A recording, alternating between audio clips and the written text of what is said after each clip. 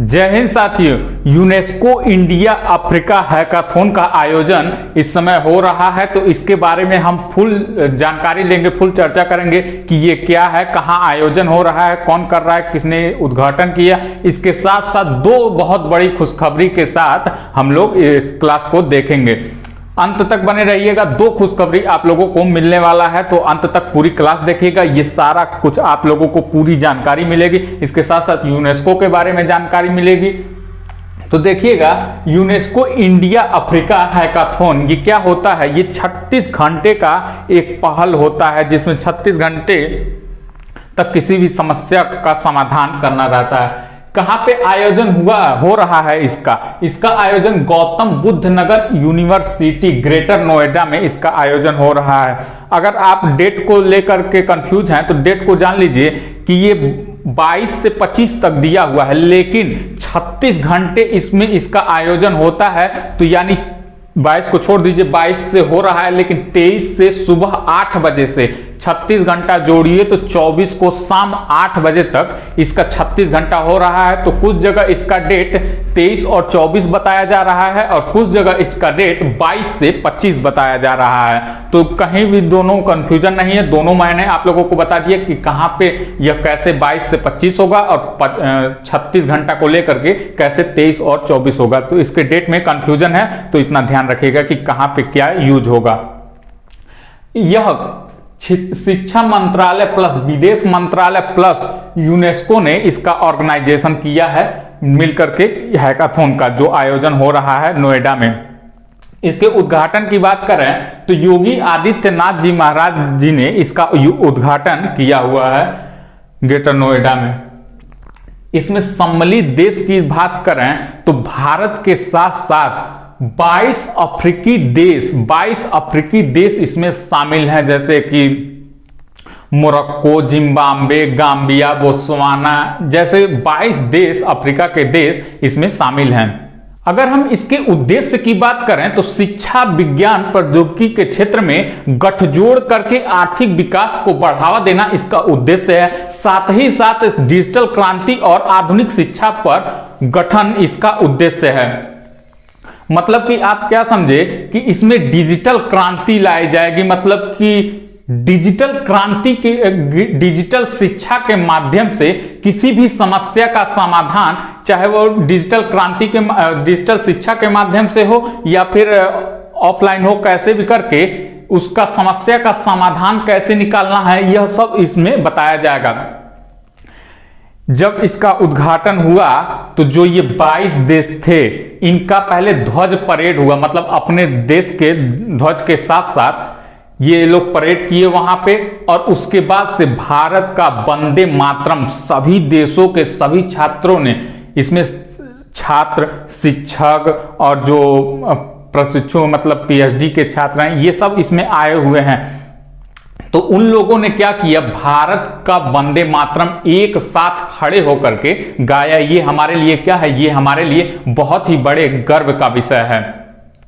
और सबके अपने अपने देशों के झंडे के साथ उनका परेड हुआ वहां पे जब उसका उद्घाटन किया गया। तो इसमें प्रतिभागी की बात करें तो 200 तो लगभग भारत के इसमें छात्र सम्मिलित हैं। इसके साथ साथ अन्य देश जो 22 देश हैं, 22 देशों के लगभग 400, 350 के करीब छात्र हैं, और उनके साथ साथ हर एक देश से एक नेता प्लस एक और लोग, वरिष्ठ लोग आए हुए हैं। तो ऐसे मिलाकर 400 प्लस लोग वो हो गए, और लगभग 200 लोग भारत के, तो कुल लगभग 600 प्लस लोग इसमें शामिल हैं। इस हैकाथॉन में 600 प्लस लोग शामिल हैं। अगर टीम की बात करें तो 100 टीम लगभग इसमें बनी है, कुल छात्रों की मिलाकर के 100 टीम इसमें बनी है। और 20 टीमों को जो विजेता घोषित होगा, इसमें 20 टीमों को 60 लाख रुपया इसमें पुरस्कार की राशि के तौर पर दिया जाएगा।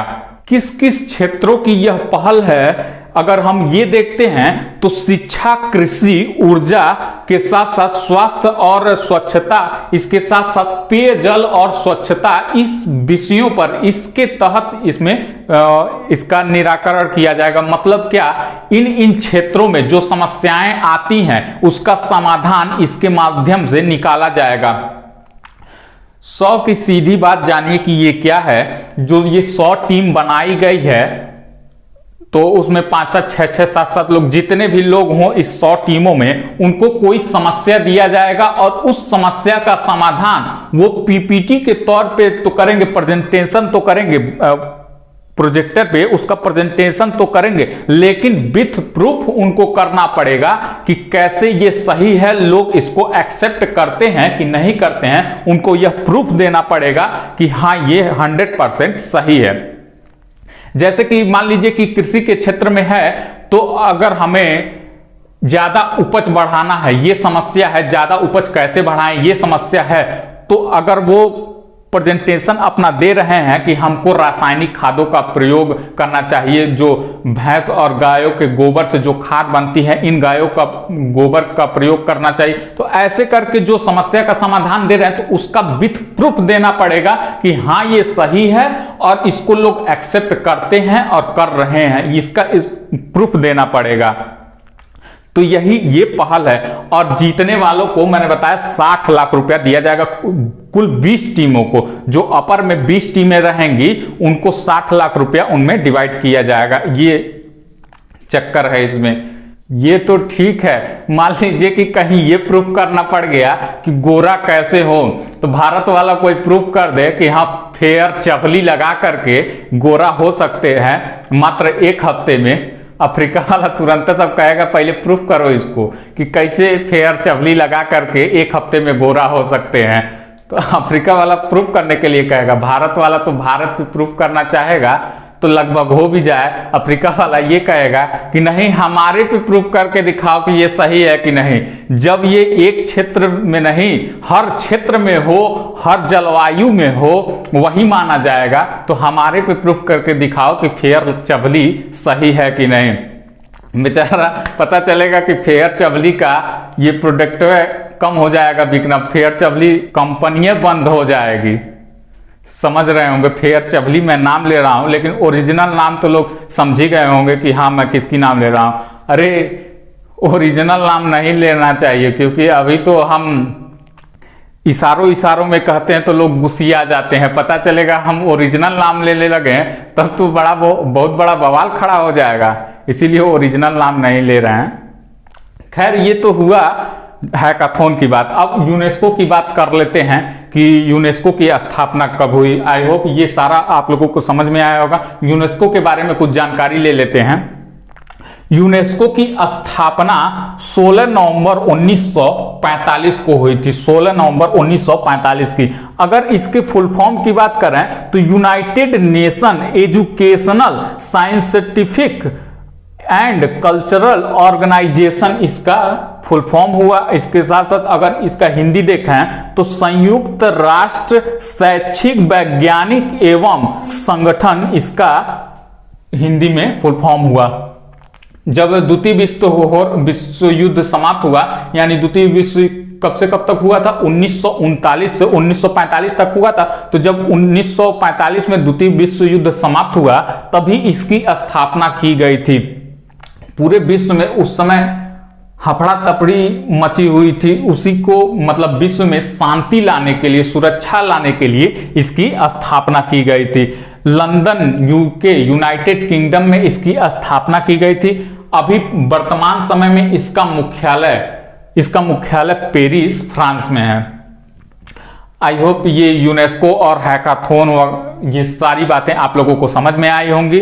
और खुशखबरी की बात करें तो खुशखबरी ये है कि एसएससी जीडी का डेट आ गया है और आप लोग अब लग जाइए एसएससी जीडी में। 10 जनवरी से लेकर के 14 फरवरी तक इसका डेट घोषित हुआ है कि 10 जनवरी से फरवरी 2023 तक, 14 फरवरी 2023 तक, 14 फरवरी से कुछ लोगों को दिक्कत है, तो 14 फरवरी 2023 तक इसकी मतलब एग्जाम होगी सीबीटी बेस पे होगा, तो आप लोग लग जाइए, आज ही से लग जाइए, अभी से लग जाइए।